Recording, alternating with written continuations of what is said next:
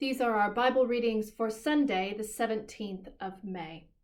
Our first Bible reading comes to us from the Acts of the Apostles, chapter 17, beginning at verse 22. Paul then stood up in the meeting of the Areopagus and said, "People of Athens, I see that in every way you are very religious. For as I walked around and looked carefully at your objects of worship, I even found an altar with this inscription, 'To an unknown God.'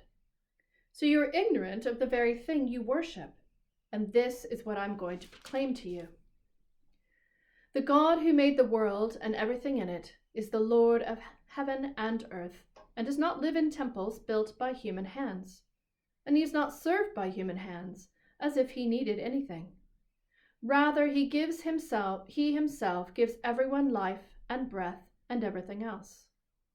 From one man he made all the nations, that they should inhabit the whole earth, and he marked out their appointed times in history and the boundaries of their lands.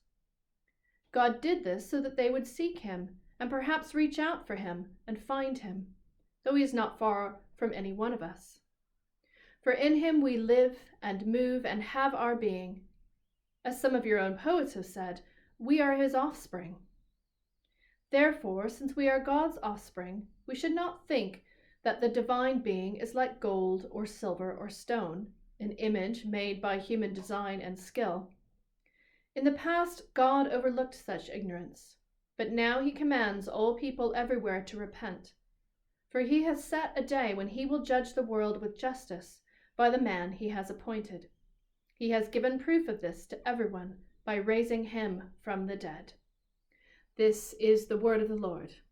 Thanks be to God. Our second Bible reading comes to us from the Gospel of John,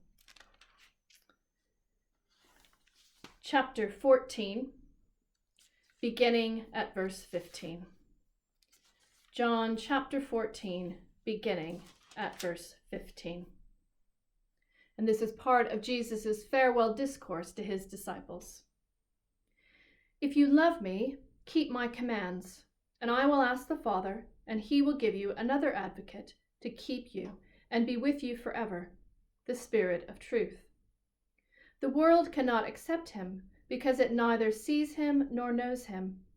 But you know him, for he lives with you and will be in you. I will not leave you as orphans. I will come to you. Before long, the world will not see me anymore, but you will see me. Because I live, you also will live. On that day, you will realize that I am in the Father, and you are in me, and I am in you. Whoever has my commandments and keeps them is the one who loves me.